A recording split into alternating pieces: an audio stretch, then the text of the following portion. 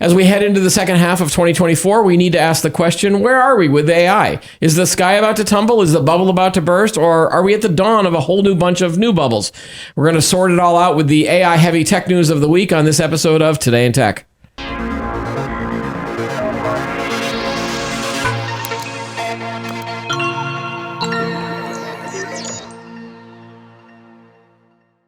Hi, everybody. Welcome to Today in Tech. I'm Keith Shaw. The guy behind the glowing monitors is Chris. Hello, Chris. Hey, how's it going? And joining us once more as guest co-host is Evan Kirstel. He is the official techfluencer and expert on almost everything. Welcome back, Evan. Hi there. Good to see you again. Evan, I love your shirt. You're very summertime, very, very tropical. Thank you. Living the dream. All right. So as I was looking at the news of the week, we got a couple of security stories at the end of the show that we want to talk about, but there were a lot of different AI related things that came up that I wanted to talk. And we've been seeing a lot of other stories lately about analysts and other groups that are starting to say, like, okay, we're either at the trough of disillusionment or that bubble is about to burst. They're starting to see financial people starting to pull back on spend, and there's a lot of other issues going on. So the big one that I saw this week was that there was new research from Upwork that shows that while 96% of C-suite leaders say they expect the use of AI tools to increase their overall productivity levels, nearly half of employees using AI said they have no idea how to achieve these productivity gains that their employers are expecting. And 77% said the tools have actually decreased their productivity and added to their workload. In addition, 71% of full-time employees said they are burned out, and 65% report that they are struggling with employer demands on their productivity.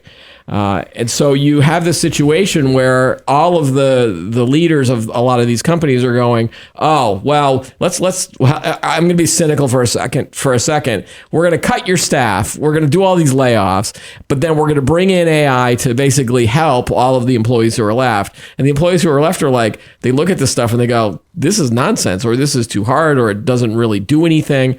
So it feels like, at least from the employee side, they're pushing back on this, AI as the solver of everything. And Upwork said, by introducing new technology into outdated models and systems, organizations are failing to unlock the full productivity value of generative AI across their workforce. Business leaders need to shift to how they organize talent and work by balancing traditional and non-traditional approaches. This includes leveraging alternative talent pools, co-creating measures of productivity with their people, and becoming fluent in the language of skills rather than job descriptions. Obviously, they're doing an Upwork pitch at that point. But if your employees are going to reject the tools that you're going to give them, or if the tools that you give them are no good, that's really bad news, right, Evan? Yeah, and I think it's the question of these C-suite leaders being headline readers. They're reading the Wall Street Journal headlines. They're like, I got to get in on this. This is too exciting. And okay, I'm all in. Let's buy this stuff from Microsoft or whoever. I won't pick on Microsoft, but feel free to pick on Microsoft as much as you want, Evan. You've got full. But the point is, they're reading headlines. They're not practitioners typically in the C-suite, right? Yeah. They're not hands-on using tools A, B, and C or co-pilots, or they're not getting their hands dirty, trying, testing, evaluating these tools. And so when the edict comes down from high, we're going to use this, there's this sense of why, how, maybe disillusionment, probably not much training and enablement on the staff side. That's at least my experience, having worked in Fortune 100s for a long time. Yeah. And so what's needed is, kind of a more grassroots approach, tools that really deliver value in specific use cases or specific applications, kind of reaching into the organization. And, think about the beginning of computing in the enterprise. You and I were kind of around. What drove like IBM PC sales back in the day? It was a spreadsheet. It was like, okay, what? Lotus 1-2-3? I need that. I'm going to buy a $2,000, which at that time was right, like the equivalent of like an $8,000 PC just to do spreadsheets. So the point is, AI, this is all too broad, this whole discussion of AI tools. What does that even mean? Productivity, how do you measure it? You got to find those use cases, those killer applications that can be. And I completely agree with you, Evan, that it has to be from the employee side of of the fence. Anytime someone drops a huge platform onto a company, and for all the different companies I've worked for, every time someone and again, I'll pick on Microsoft as well. They drop Microsoft Teams on the entire company because they're like, well, we're gonna run this for everybody. And meanwhile, there was a small group of us. We were like, well, everything's working with Slack, or we have a really good setup for Google Drive versus some of the storage thing on Teams. And what the people up at the top sometimes don't understand is like maybe you should not just drop something on a company. And it's starting to feel like that with AI too. They're like, okay, you have to use Copilot, or if you're a Google shop, you have to use all of these Google tools. And, rather than those niche-y apps that maybe one of your techfluencers, I'm going to use your term, steal it for a second, knows about this stuff or goes out and seeks that kind of tool. It bubbles up from the bottom, like you said. Like this sounds like it's bad news for Microsoft or some of these other big tech companies that have these big platforms. Well, it's certainly, it's maybe a rough road ahead for NVIDIA, given all of its, sucking oxygen out of the room. Yeah. It's great getting all these GPUs, but if you don't have those killer apps that can drive revenue and productivity today, then you don't need all of that compute power. And hence the bubble references. Right. And look, if you look at the history of enterprise collaboration, communications, utility apps, I mean, it was like Slack, for example. You were just sending a Slack message. Slack didn't come from the top down. It was, it was individual business groups, maybe the marketing team, right, or the C-suite. Hey, we need something to message and chat among us all. Look at this Slack thing. And it worked its way up to the CIO level and then got deployed enterprise-wide. But it was such a useful, messaging. We take it for granted. But when it first hit the enterprise, such a useful thing, right? Yeah. To have, be able to message that, have presence and all this stuff. So these tools will succeed, but it'll be almost in a kind of democratic way. And I suggest if you're a really turned on employee, switched on, type A employee, you're going to find the tools, you're going to use them for your job. You're probably just going to pay for them yourself. Yeah, like the whip out the credit card and pay for the $20 a month subscription, right? Or and use ChatGPT. You're going to expense it or what have you, or not. That really irritates the IT people in the CIO levels when you've got it's called employees. Shadow IT, and it's been going on since the beginning of IT, so that's nothing new. Right. But there's a lot of AI in the shadows that's getting a lot of traction. It's just not worked its way up into the into the enterprise buying, all right. process. So sign number 2 that something is up with AI, and this is more of a funnier story, is that Meta has basically shut down its AI chatbots, which let you have conversations with alter ego versions of celebrities. This was reported by The Information. The celebrity chatbots were a big part of Meta's announcement at its Connect event last September, so we're almost a year up to that, and now you basically can't talk to them anymore. And I never used any of this stuff. The shutdown follows Meta's Monday rollout of AI Studio, a tool that lets creators in the US make AI chatbots of themselves, which is like, okay, I don't know if that's going to succeed or not, but based on a statement, the company seems to be favoring this direction rather than the more handcrafted celebrity bots. I'm just giving you a quick list in case you forgot. Most of us probably didn't use any of these, but these were Charlie D'Amelio, who was Coco, a dance enthusiast, basketball player Dwayne Wade, who's Victor, an Ironman triathlete, motivating to be your best self, Paris Hilton, Bear Grylls, Chloe Kim, Josh Rich. I think Mr. Beast was one of them. The big one around here in New England was Tom Brady. He was like what was if you scroll down, Chris, what was that? It was like he was like, well, Brew. The videos that they made at the time, and I think we covered this on the show back, last September. This was just cringe level cringe. Like it was really bad. Well, it just feels gimmicky. You know? It's like, who wants to buy into that? It's weird when we talk about AI. I always bring up OpenAI, I bring up Anthropic, because again, that's the Google, Gemini, those companies, at least they seem to be but then I always forget that like Meta is on the sidelines going, hey, us too, me too. And I see the Meta AI advertisements all the time. Like they're just pouring so much money into ads trying to get people to use AI within Instagram and Facebook and WhatsApp. And again, I don't know how much is being used in WhatsApp, but it's like it feels like they're force feeding you some of these tools. I have yet to ask the AI a question through any of these Meta platforms, mainly because I just distrust Meta so much about, the whole data thing.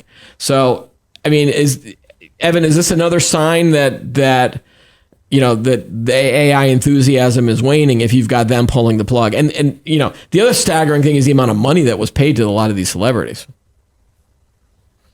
Yeah, how come I didn't get an Evan bot? I mean, I really missed out. How dare Paris Hilton take my spot? But I guess the point is, Meta throws a lot of stuff at the wall, and most of it doesn't stick. So this is just Meta being Meta. I mean, look at the whole VR headset thing and the virtual world. So we were going to be doing this in the metaverse just a year or two ago. And, that went absolutely nowhere. So look, I mean, they have so much profit cash flow. They can just throw money at things. If it doesn't work, just move on.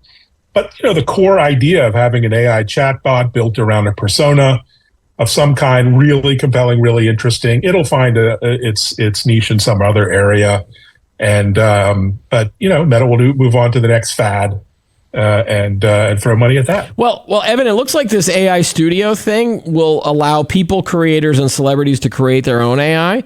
So as long as they don't just leave it, if they allow normal schmoes like me and tech influencers like you, we might be able to create some either the Keith bot or the Evan bot. So.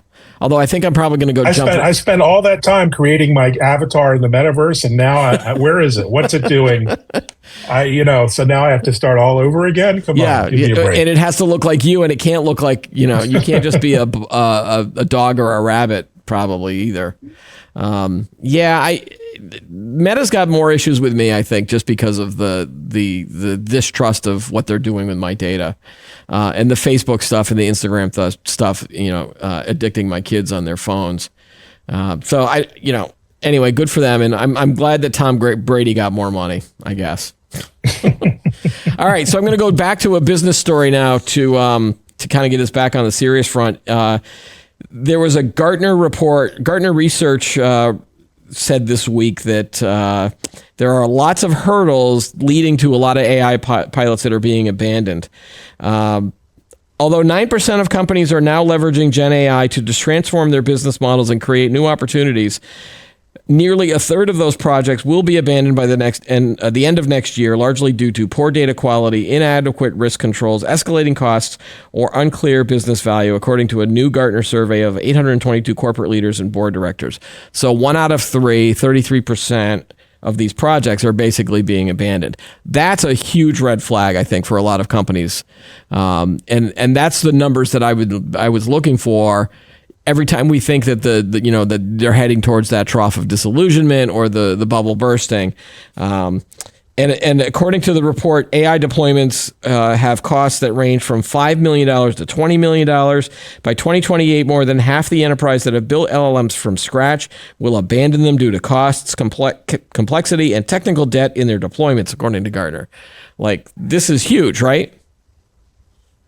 It is, but let's put it in context. One, a non-significant percentage of all enterprise tech projects fail for various reasons, business changes, turnover. I don't know if it's 30%, but I suspect it's a significant number. So there are a lot of we've worked in many of them, dysfunctional enterprises, organizations that really can't get stuff done and they fail. So lots of abandonment happen. Yeah. And secondly, there's a lot of trials, there's a lot of science projects happening. So, if you're testing the waters, you're doing trials, you're learning. Is that a failed project? Maybe, but there's a lot of projects that are just testing the waters. Yeah. What? And there's also a lack of tools and platforms for the enterprise. While we all have Chat GPT and Gemini, many of these are not suitable for enterprises. They're fine for me or you or small businesses. These are not enterprise grade platforms with all the security and compliance tools in place and integrations and so forth. So it just shows it is early days. Yeah. And it is early to deploy something significant. It also is such a generic statement. What kind of Gen AI projects? I mean, there are niches, verticals where, it's succeeding in customer experience and customer service and voice bots, good voice bots, and reinventing, the customer interaction side of things.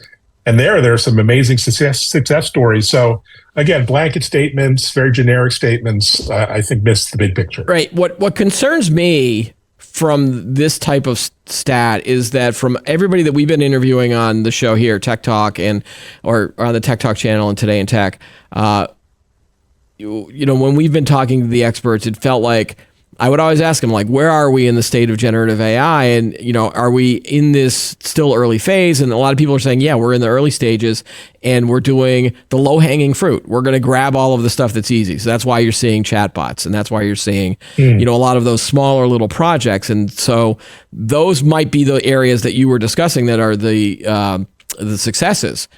What concerns me is that if we're still at that state with a lot of these low-hanging fruit, and that's the 1 in 3 that are failing, you're never going to get to, for a lot of these companies, you're never going to get to that next level, which is the promised land of tech disruption. And whether it's, multimodal AI, where the AI can now do things for you instead of just giving you an answer to a question, where it's like, and I don't want to say Jarvis because I use Jarvis too much as my example, but hey, I'm going to tell this AI, this is what I need you to do, and then go do it. Because that's what these menial processes are. If 1 out of 3 companies are going to be abandoning, a lot of these projects, they're not going to be willing to put up the money for the non-low hanging fruit, right? Yeah. We got to show ROI. We've got to show value and benefits. And frankly, right now, the costs are pretty high to justify any of that. So there has to be a lot of cost reduction as well. Yeah. So have you been asking people on your show, because you do a show every day, right? Yes, I'm a complete obsessive every day, twice a day. Yes. I figured I'd let you get a plug in for your show. Have you been talking about kind of the potential of a bubble bursting, or is it just something that I'd like to do to try to grab headlines and if you're a small, typically I have small innovative companies, startups and others, and you're trying to solve for very specific problems. Maybe you're helping, security admins with AI, or maybe you're using tools to, empower customer service agents. You're solving for specific problems. If you can solve a specific big problem like that and find 100, 200, 500 customers, that's a win, right? Yeah. You don't need to boil the ocean or change the world. You can build a very good business and raise money and all that kind of thing. So again, I'm very bullish on the problem solving, the practical utility and use cases. There are tons of those. I mean, just think about your personal life. I use, 8, 9 different Gen AI tools for my little business. And I won't call them all out here, but they're transformational. They're game changers, including for everything we're doing here: audio, video editing, and transcription and translation. And it's amazing. So I can only imagine, scaling that up to the enterprise, what the benefits are going to be. Yeah, we're using one to do a lot of the shorts creation from these long shows where they're cutting them up. And again, that really has saved us a lot of time. I could have done it on my own, but I was like, I need the 2 hours back that I get from something like that for multiple shorts too, not just one. Yeah. Now, apply that in sales and marketing and and MarTech and marketing operations. There are a lot of great use cases for this tech. All right. So it sounds like you're still optimistic, but only on the small level tools that solve a specific plan rather than these big giant platforms. at the moment. Yeah, and I think so. And I think if you look at Microsoft's results, they're investing a lot in the AI infrastructure and enabling all this. And they're getting some pushback for, another, 30, 40, $50 per employee for Right. co-pilots. That's for enterprise-wide. That's a big nut to crack. So, we're only at the beginning. All right. So there are three other stories I wanted to talk about around the AI, and these were companies that have released AI tools, or they're using AI for some purposes. A couple of them are disturbing, and then there's Taco Bell. So the first one that's the disturbing one is this was an article in Computer World, and this was written by Mike Elgin, and Mike was a guest on our show as well. He was one of the guest co-hosts, and so he was reporting basically about AI lie detectors in the workplace. Because apparently CVS, they're the big pharmacy company around here. They recently settled a class action lawsuit in which the company faced a complaint it used AI lie detector tests during job interviews and did not inform prospective employees about what it was doing. Terms of the settlement were not disclosed. According to the allegation, CVS used HireVue video interview technology and Affectiva's AI analysis product. Now, I had covered Affectiva when they were using AI within the autonomous vehicle space. They were going to put a camera in a car at one point, and then they could use their AI technology to tell if you were about to fall asleep at the wheel, and then wake you up, type of a thing. I know that's what they were doing a couple of years ago, but now that they've got this AI technology that's integrated with HireVue's video interview platform.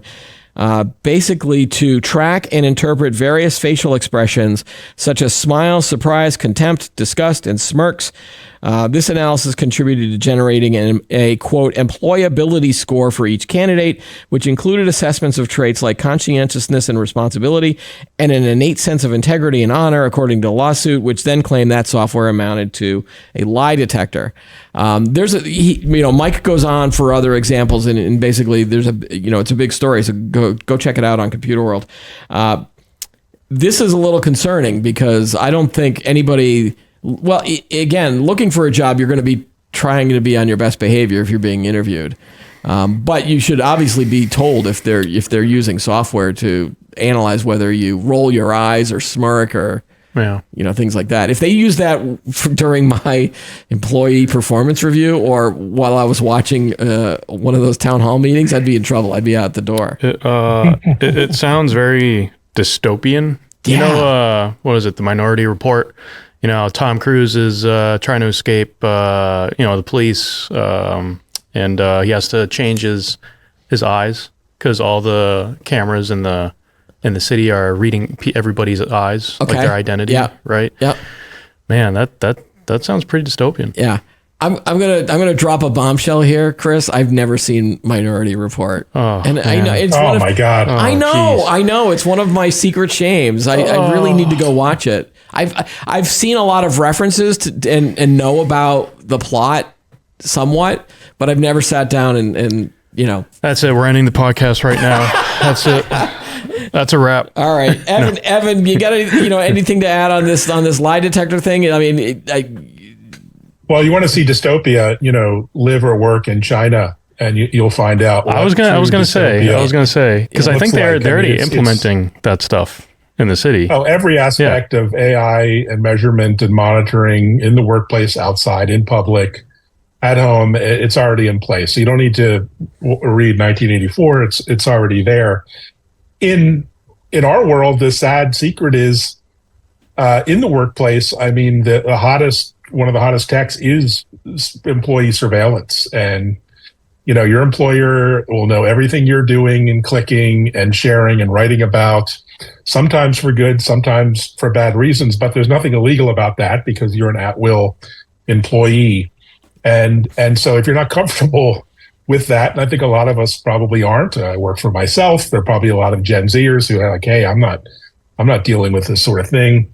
I'm gonna do a TikTok video about it.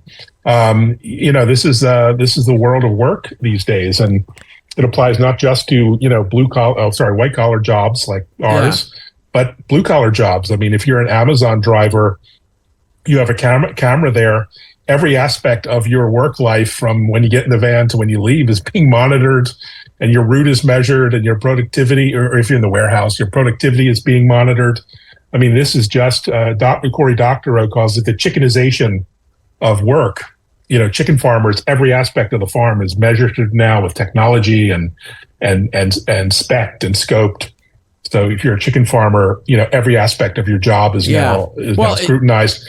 And this is the chickenization of the workplace. So are there going to be companies that are going to put cameras in, to monitor all the cubicles that they have in the office, or are they absolutely? They're going to monitor us on Zoom calls too. Absolutely. And if you're in Japan, I saw a case yesterday. A big retailer, equivalent of like a Walmart, is putting cameras in to monitor how many times employees smile, with customers on the show floor. And this is just going to continue on because, private employers can do whatever the heck they want. They're hiring, there are different policies and laws and practices. But once you work for the company, I think those go out the door, including this new world of work from home. There was a case of an employer checking, are my employees actually working? Are they using those tools to move the mouse cursor? Right, the mouse jigglers. Are they, do they have their cameras turned on? I mean, there's some valid questions there. It's always a matter of the excesses, and there'll be a lot of excesses. How do you stop that if you're an employee, or how do you express that you're, and again, I remember the earlier days, it was always about the emails, like, be careful what you write in an email or an instant message or Slack message, because that platform is owned by the company or run by, or if you're subscribing it to a SaaS thing, like, the company is basically running it. Again, don't use your work PC for personal use, because they can track it. But you never really saw, other than the mouse jiggler thing, I don't think you ever saw a company, employees being fired over, some internal messages that they were sending to each other. Maybe I just haven't looked into it too much, or I'm trying to hide it. Again, I think there's edge cases and excesses. Yeah. I think you're right in general. But you saw this when, political topics started to hit messaging boards, Slack groups within businesses. There was a big freak out and pushback from the employers, and there were some high profile cases. We saw lots of TikTok videos from employees dealing with HR issues. So yeah, I don't, it's, we talk about a workforce that's in trillions of dollars. There are always going to be these extreme cases, but in general, this technology is coming to a workplace. Do you think that a company should have to disclose that to their employees at some point if they start installing these, emotion AI detectors, into the cameras, whether it's, even if it's just in the camera for a Zoom call, or should installing cameras in the office place? If you're forward thinking and employee focused organization, sure, you should have some ground rules. Yeah. And some policies and practices that are explained.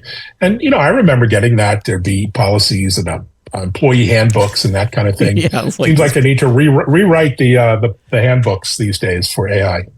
Oh, man. Do you remember that story? Do you remember the story about the company that was going to install chips in their employees? Do you remember? Well, we joke about that, but in Sweden, a non-trivial percentage of employees have RFID tags embedded in their skin, and they don't think twice about it. It allows them to go in and out of the building and even their homes. And I think it's some ridiculous number, like could it be 20% or a fifth or something, have RFIDs implants. So it is very cultural. Again, in China, facial recognition is taken for granted. So, whether that hits us, we shall see. Well, I don't know. I didn't realize how dystopian we were going to get on this episode. This is disturbing. I got to go find that company to see if how the employees have dealt with it since they did that. I think it was somewhere in the Midwest. All right, the second one that I want to talk about that was a little disturbing too was that Meta blames hallucinations in its AI after it said the AI said that the Trump rally shooting didn't happen. The shutdown follows Meta's Monday rollout of Meta's AI assistant incorrectly said that the recent attempted assassination of former President Donald Trump did not happen. An Error company executive is now attributing to the technology powering its chatbot and others. In a blog post published on Tuesday, Joel Kaplan, Meta's global head of policy, calls the responses of its AI questions about the shooting, quote, unfortunate, end quote. He says Meta AI was first programmed to not respond to questions about the attempted assassination, but the company removed that restriction after people started noticing.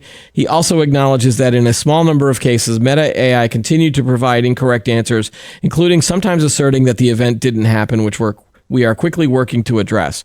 All right, without getting into the political situation of that event, you know, what do you say from a Meta standpoint where they were trying to prevent something bad from happening and then they pushed a button and then something bad happened? Were they in a no-win situation here? It feels like no matter what you do around a lot of these hot button issues, you know, trying to get AI, around this is where you're going to, you know, because that's where the spotlight is going on all of these AIs. You've got all of the, you know, the politic bloggers from both sides that are going to be looking at this stuff. So what do you do if you're Meta?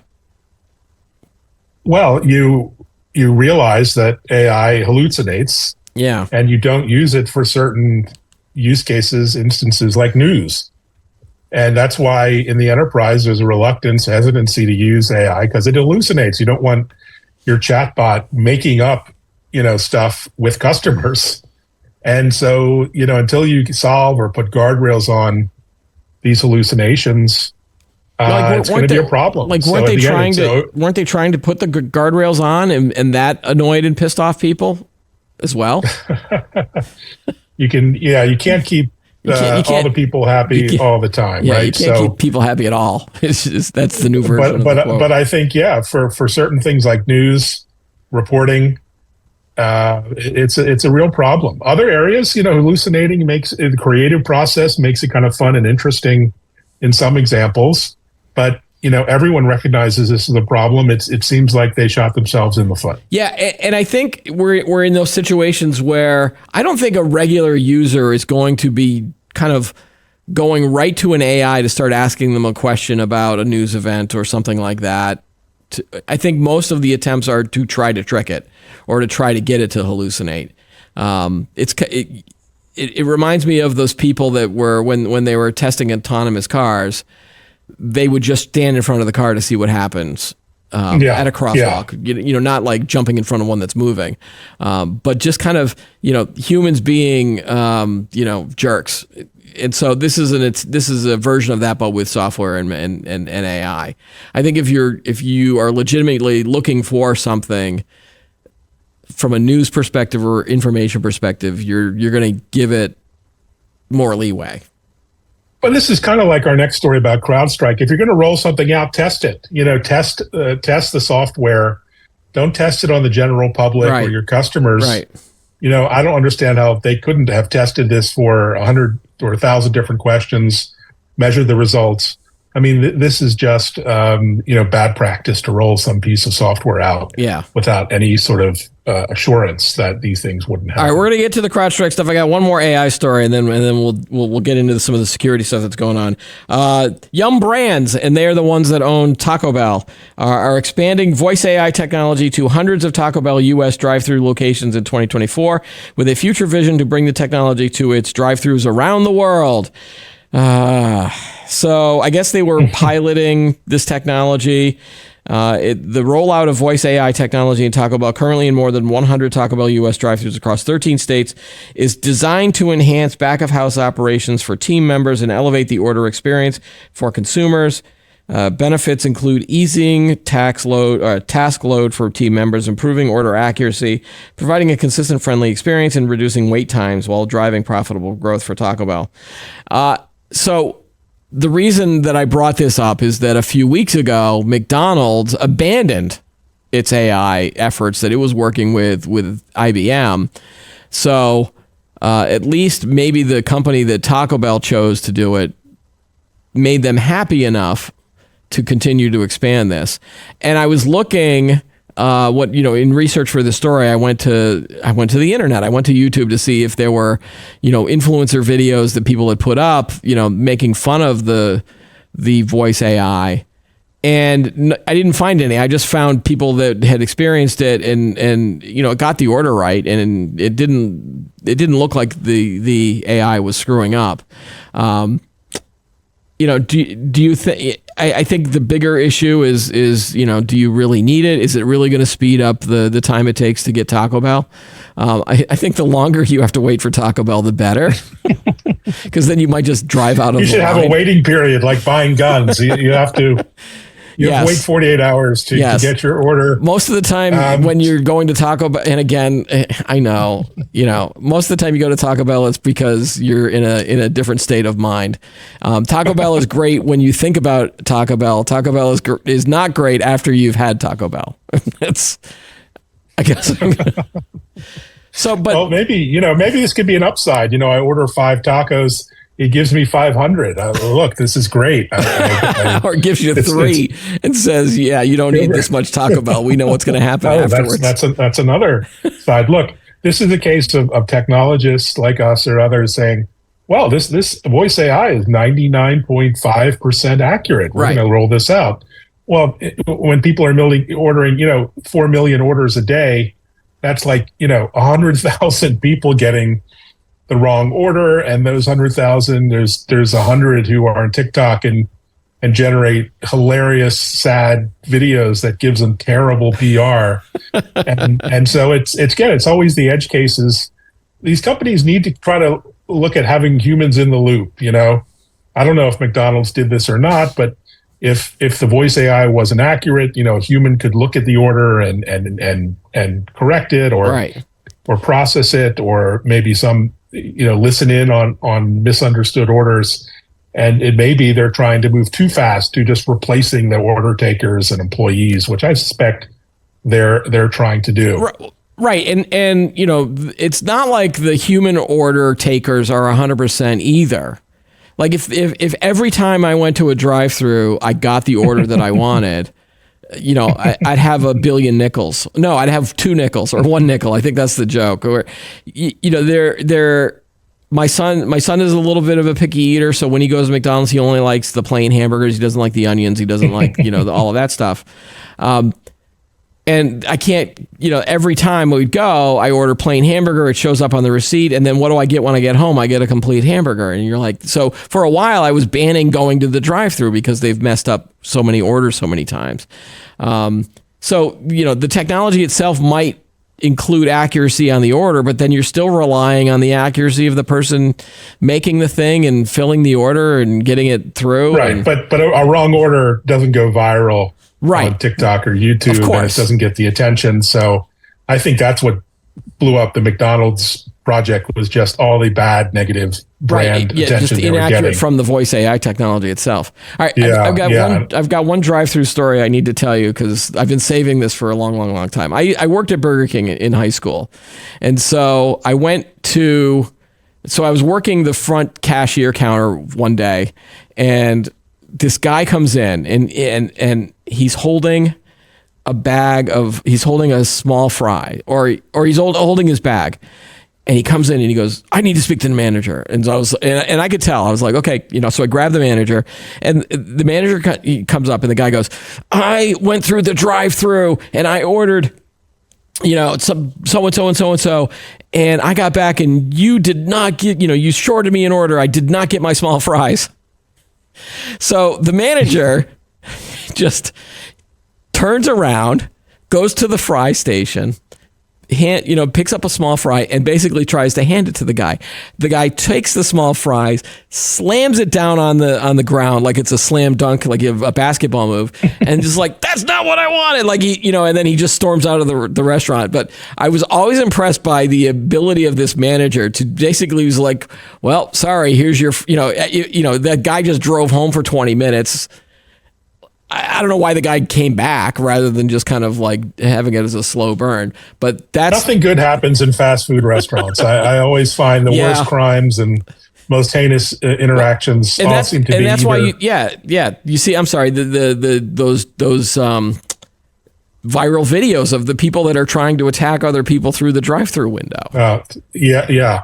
I think the big story in tech and quick serve is they call it, which is fast food. Yeah, is actually not so much voice AI. It's robotics and automation. You're going to see robots making the fries and processing the food and the orders and self-service. And most McDonald's will probably only need like a couple of employees in the near, maybe one, just to see the place doesn't burn down. And that's the big story. Fast food is not going to be a job magnet for people like you from high school or others who need those. Well, it's already jobs. Yeah, you're already seeing that they're going the immigrant route or those communities where they need those types of jobs, or they're you're not seeing the high school kid as much in a lot of these places. All right, and we've talked enough about fast food. I want to get to two security stories, and you had pitched one of them, but earlier in the show, we're going to get to that one next. But first. There was a record-breaking $75 million ransom that was paid to a group called the Dark Angels Gang. And this is according to Zscaler's Threat Labs ransomware report. They are suggesting that they found evidence of a $75 million ransom paid by an undisclosed victim earlier this year to a group known as the Dark Angels Gang. Basically, what Zscaler is doing is that they track an increase in ransomware attacks of 18% year on year, with healthcare, manufacturing, and technology being the hardest hit by the cybercrime gangs. Manufacturing saw more than twice as many attacks as the other two industry groups put together. The U.S. attracts almost half of all ransomware attacks, with the U.K. right behind. Year on year, the U.S. has seen an astonishing 93% rise in the number of ransomware attacks. A total of 391 ransomware gangs have been tracked by Zscaler over the years, with 19 new ones identified between April 2023 and April 2024. Although it's unlikely that you will have heard of them because they tend to fly under the radar, the Dark Angels were not one of these groups. In fact, the ransomware group doesn't make the top 10 list of the most active groups in the report. Despite law enforcement disruption, Lockbit sits firmly at the top, with more than twice as many attacks revealed on malicious leak sites as Black Cat in second place. So the Dark Angels cybercrime group has been flagged as the number one ransomware actor to watch across the coming 12 months due to the significant risk it poses to businesses. So no one's revealing yet, I think, as of when we're recording this, that of which company may have paid that ransom. But if you're paying $75 million, you're a big company. And it feels to me like it's game over now, right? Like, this is it. This is the peak. And we should just give up at this point, because all of these warnings that we've been telling people about don't pay ransomware, they're just not happening. And you're seeing the snowball effect too now. So Evan, get any other information around it? I don't know how much you were able to look into this. Well, it's just amazing to think of these ransomware gangs, how sophisticated and organized they are. These are basically corporations. I mean, they have hierarchies, they have chapters, they have leaders, they have advanced, kind of communication tools among themselves. And this is big money now. I mean, these organizations are often state funded, state actors are funding them. Yeah. And these are no longer, the 17-year-olds in the basement that we used to think all the time. These are very sophisticated, and the money is big league, as they say. And it funds investment in new techniques and tools on their end, and it's really going to be even tougher now with AI. Some of their approaches are going to be even more sophisticated and stealth, and the ransoms are going to go up because their targets are getting bigger and bigger in healthcare and government agencies, global Fortune 500s. So this is, Evan, if you're a U.S. company and you have one of these attacks, aren't you required to report it too? So we're going to if it's a U.S. company, we're going to find out about it, right? Yeah, we'll find out. And I think we never quite understand the attack vectors and all the intricacies there. I mean, luckily we have an industry that can really mitigate a lot of this with best practices and some of the latest recovery tools and backups, but there's a lot of underinvestment in this space. Yeah. And there are a lot of companies who don't have, leading edge CISO and security resources. And I love how vulnerable. we're talking a lot about these advanced tools in the security space, but then when you find out that it was someone that was like, oh, well, we didn't have two-factor authentication on this server and they got in, or, oh, they were able to get in through social engineering methods to get a password changed, and that's how they broke in. A lot of these break-ins are because of things that, this industry, you and I have been covering this for 20-something plus years. They're still not doing the basics. And so, these security guys are going after the low-hanging fruit, which shouldn't be there. Like, we should have protected all of that fruit. They're not doing it. Yeah, and remote work and hybrid work makes this even more challenging. There was a big story on a remote worker who was actually a North Korean right, that guy, yeah, attached on the network, and people just thought, oh, this is an employee somewhere, and he was able to get inside the perimeter of the network. So, so many challenges. And the feds need to really step up and be much more aggressive and have a lot more dollars behind their efforts. Well, I think they also need to start really putting these companies that have these egregious holes or vulnerabilities, they got to start holding them responsible. And I don't know if that's fines or lawsuits or whatever, but that usually money talks on both things. So if a company starts losing money because they weren't, that the costs of losing money to a lawsuit is a lot more than, spending money to prevent all this stuff in the future. But what do I know, right? Totally. Yeah. Hey, speaking of money, like, the CrowdStrike, we didn't get a chance to talk about it because we were off last week for the news roundups. But, it happened right the day after we recorded. I was a little annoyed by that. But the big issue in the post CrowdStrike Microsoft outage world is the Delta Airlines, how long it took them to recover. So their CEO Ed Bastian said yesterday that the massive IT outage earlier this month that stranded thousands of customers is going to cost Delta $500 million. He said the figures include not just lost revenue, but the tens of millions of dollars a day in compensation in hotels over a period of 5 days. The amount is roughly in line with analyst estimates. Delta did not disclose exactly how many refunds and reimbursement requests it processed, but a spokesman said it was in the thousands.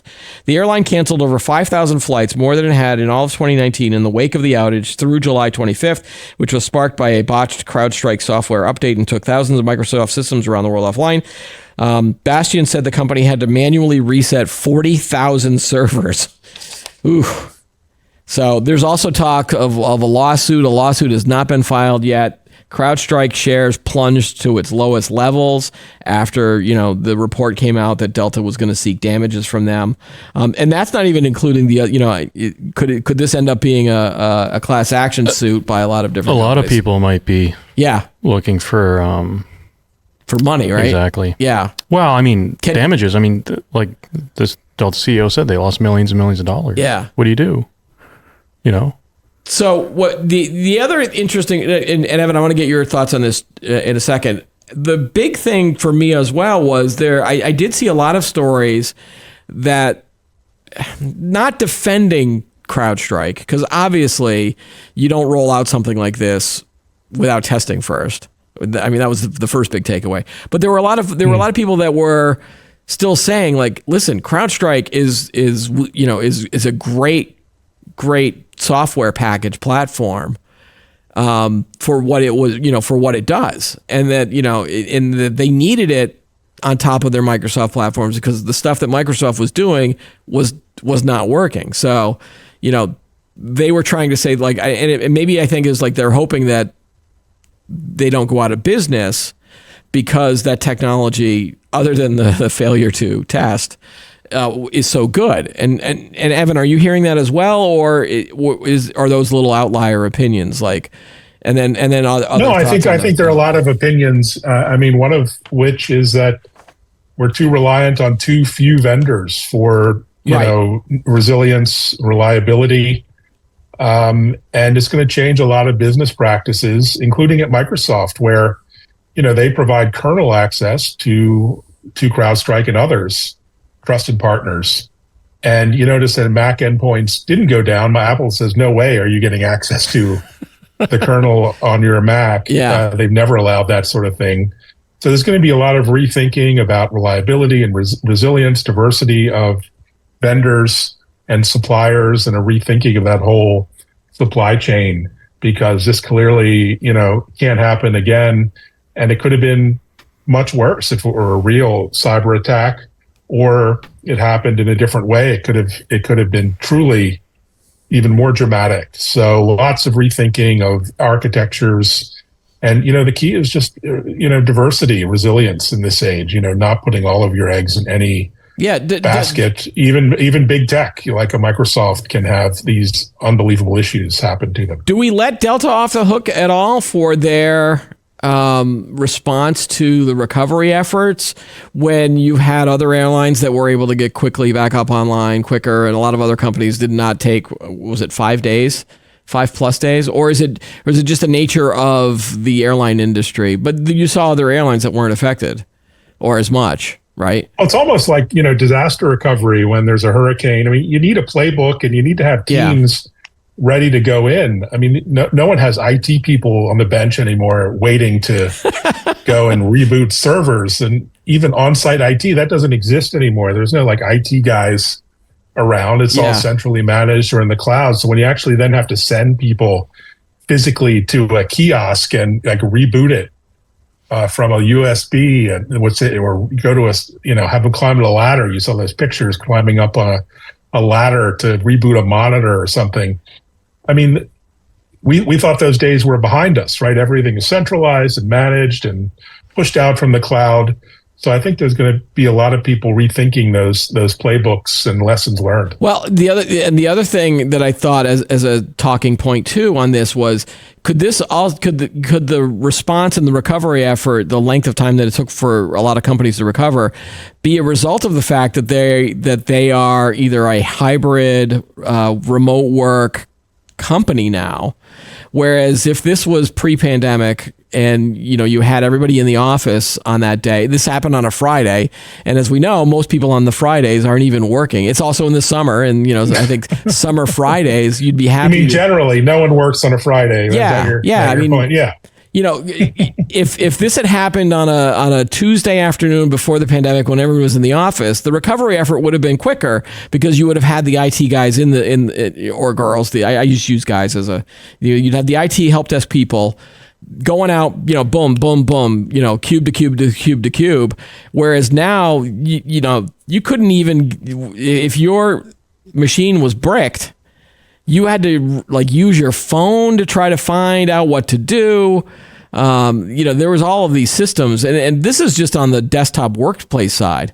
The servers, I think, were, again, 40,000 servers. They weren't all in one location, right? They were probably all distributed around the world. The good news is all of those workers got a $10 Uber Eats gift card from CrowdStrike, which I'm sure made their day. It was really nice. And Delta, if you were struggling, but you got a econo rate hotel probably for the 3 or 4 days that you were out. And again, I'm joking. I'm sorry.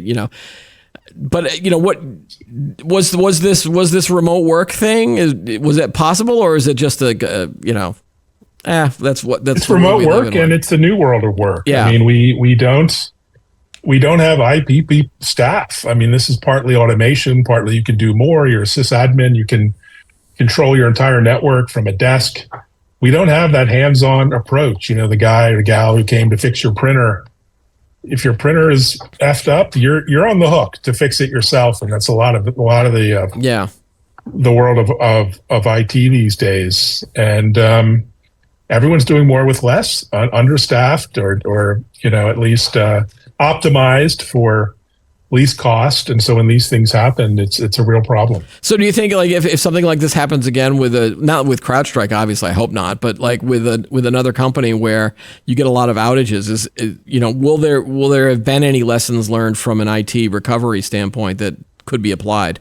Or people are I think Microsoft is rewriting their whole playbook as far as how these things work, why it was rolled out to such a large number of customers at once versus maybe try it on 2 and 10 and 100 or 1,000 and not 10 million in the first rollout. There's going to be a whole new playbook written for this. Yeah. It doesn't look good for CrowdStrike at this point. Nope. Stock is down 10%, lowest level of the year. Well, if it's low, buy. No, I'm not a stock guy. Forget it. Don't even listen to what I'm saying. Me neither. So let's see. Evan Kirstel, thanks again for joining us on the show this week. We'll see you next week, and hopefully we'll see another tropical shirt. I hope or is this the uniform you use? I have many tropical shirts of different colors. All right, so we'll bust out a new one. And you're hitting me in the summertime where I wear regular dress shirts, so you missed the hoodie part. So we're gonna get you back in the winter, and you can see all my cool hoodies that I have. Thanks again for joining us on the show. All right. Thanks so much. Yep. That's all the time we have for today's episode. Don't forget to like the video, subscribe to the channel, add any thoughts you have below. Join us every week for new episodes of Today in Tech. I'm Keith Shaw. Thanks for watching.